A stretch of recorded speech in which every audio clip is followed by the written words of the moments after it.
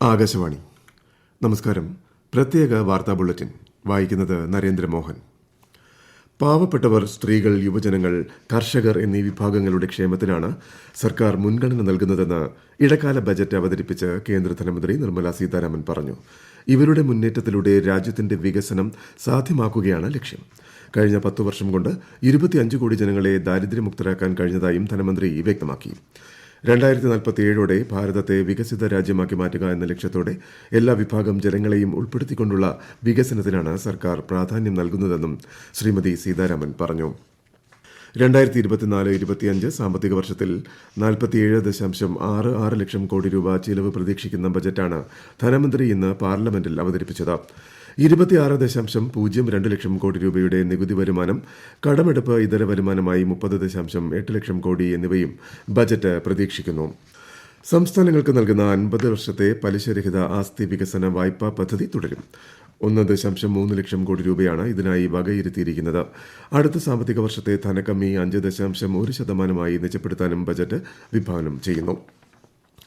പ്രധാനമന്ത്രി നരേന്ദ്രമോദി നാളെ Bharat mobility global expo 2024 അഭിസംബോധന ചെയ്യും. ന്യൂഡൽഹിയിലെ ഭാരത് മണ്ഡപത്തിൽ നടക്കുന്ന ഗ്ലോബൽ എക്സ്പോയിൽ 50ലധികം രാജ്യങ്ങളിൽ നിന്നുള്ള 800ലധികം എക്സിബിറ്റേഴ്സും 28ലധികം വാഹന നിർമ്മാതാക്കളും പങ്കെടുക്കും.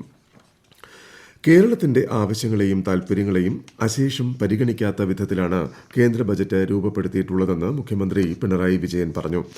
റബ്ബർ ഉൾപ്പെടെയുള്ളവയുടെ ഇറക്കുമതി ചുങ്കം ഉയർത്തി ആഭ്യന്തര റബ്ബർ കൃഷിയെ പരിരക്ഷിക്കണമെന്ന ആവശ്യം പരിഗണിക്കുന്നില്ല.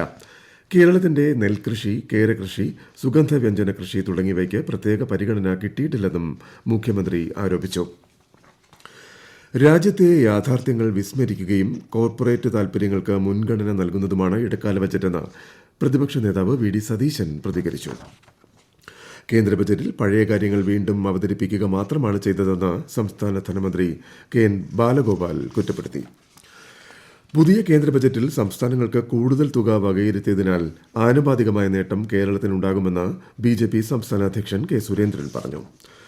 ശബരിമല വിമാനത്താവള പദ്ധതിക്ക് കേന്ദ്ര സർക്കാരിന്റെ സൈറ്റ് ക്ലിയറൻസ്, ഡിഫൻസ് ക്ലിയറൻസ് എന്നിവ ലഭ്യമായതായി മുഖ്യമന്ത്രി പിണറായി വിജയൻ.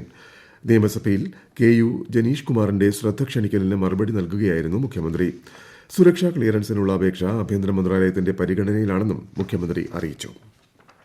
കാസർഗോഡ് മുതൽ തിരുവനന്തപുരം വരെയുള്ള ദേശീയപാത 66ന്റെ വികസനം അടുത്ത വർഷത്തോടുകൂടി പൂർത്തീകരിക്കുമെന്ന് മന്ത്രി PA മുഹമ്മദ് റിയാസ് നിയമസഭയിൽ പറഞ്ഞു. തിരുവനന്തപുരത്തെ വിഴിഞ്ഞം നാവായിക്കുളം ഔട്ടർ റിംഗ് റോഡിനാവശ്യമായ സ്ഥലമേറ്റെടുക്കൽ പ്രവൃത്തികൾ അന്തിമഘട്ടത്തിലാണെന്നും മന്ത്രി സഭയെ അറിയിച്ചു. 2.5 വർഷത്തിനിടയിൽ സംസ്ഥാനത്ത് 1.5 ലക്ഷം പട്ടയങ്ങൾ വിതരണം ചെയ്തതായി മന്ത്രി കെ രാജൻ പറഞ്ഞു. സ്കൂൾ കലോത്സവ നടത്തിപ്പിനായി സർക്കാർ അനുവദിച്ച തുക ഉടൻ നൽകുമെന്നും ചോദ്യോത്തരവേളയിൽ മന്ത്രി കെ രാധാകൃഷ്ണൻ പറഞ്ഞു. മന്ത്രി വി ശിവൻകുട്ടിക്ക് വേണ്ടിയാണ് അദ്ദേഹം മറുപടി നൽകിയത്. സംസ്ഥാനത്ത് ജാതി സെൻസസ് നടത്തുന്നത് സംബന്ധിച്ച് സുപ്രീം കോടതിയിൽ നിലനിൽക്കുന്ന കേസുകളിൽ വിധി വന്ന ശേഷം തീരുമാനമെടുക്കുമെന്ന് മന്ത്രി കെ രാധാകൃഷ്ണൻ നിയമസഭയെ അറിയിച്ചു. ഒരു ജനവിഭാഗത്തിന്റെയും അവകാശങ്ങൾ നിഷേധിക്കുന്ന നിലപാട് സർക്കാർ എടുക്കില്ലെന്നും മന്ത്രി വ്യക്തമാക്കി. സംസ്ഥാനത്തെ എല്ലാ താലൂക്ക് ആശുപത്രികളിലും ദന്തൽ യൂണിറ്റ് യാഥാർത്ഥ്യമാകുമെന്ന് മന്ത്രി വീണ ജോർജ്. 5 താലൂക്ക് ആശുപത്രികളിൽ പുതുതായി ദന്തൽ യൂണിറ്റ് തുടങ്ങുന്നതിനുള്ള ഭരണാനുമതി നൽകി. ദന്തൽ യൂണിറ്റ് നിലവിലില്ലാത്ത ബേഡടുക്ക, മംഗൾപാടി, കൊണ്ടോട്ടി, കട്ടപ്പന, പത്തനാപുരം താലൂക്ക് ആശുപത്രികളിലാണ് ദന്തൽ യൂണിറ്റുകൾ ആരംഭിക്കുന്നതെന്ന് മന്ത്രി അറിയിച്ചു. പൊതുവിദ്യാഭ്യാസ വകുപ്പ് 1896 മുതൽ പ്രസിദ്ധീകരിച്ചിട്ടുള്ള വിവിധ വിഷയങ്ങളിലെ പാഠപുസ്തകങ്ങൾ ഡിജിറ്റലൈസ് ചെയ്തു.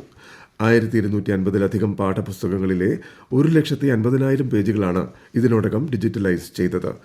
ഇത് പൊതുജനങ്ങൾക്ക് ഓൺലൈനായി ലഭ്യമാക്കുന്നതിന്റെ ഉദ്ഘാടനം മറ്റന്നാൾ വൈകുന്നേരം തിരുവനന്തപുരത്ത് മന്ത്രി വി ശിവൻകുട്ടി നിർവഹിക്കും. ഭിന്നശേഷിക്കാർക്ക് അർഹമായ സംവരണം ഉറപ്പുവരുത്തുമ്പോൾ നിലവിലുള്ള സാമുദായിക സംവരണ തോതിൽ കുറവ് വരാതെ നടപ്പാക്കാൻ സർക്കാർ പ്രതിജ്ഞാബദ്ധമാണെന്ന് മന്ത്രി ആർ ബിന്ദു നിയമസഭയിൽ പറഞ്ഞു. നിലവിൽ 4% ഭിന്നശേഷി സംവരണം ഔട്ട് ഓഫ് ടേൺ ആയാണ് PSC നടപ്പാക്കുന്നത്. നിലവിലുള്ള സാമുദായിക സംവരണത്തെ ഇത് ബാധിക്കുന്നില്ല. ഭിന്നശേഷിക്കാർക്ക് സംവരണം ഉറപ്പുവരുത്തുമ്പോൾ സാമുദായിക സംവരണത്തിൽ കുറവ് വരുത്തുമെന്ന പ്രചാരണം അടിസ്ഥാനരഹിതമാണെന്നും അവർ പറഞ്ഞു. പ്രത്യേക വാർത്താ ബുള്ളറ്റിൻ കഴിഞ്ഞു. അടുത്ത വാർത്താ പ്രക്ഷേപണം നാളെ രാവിലെ 6:45.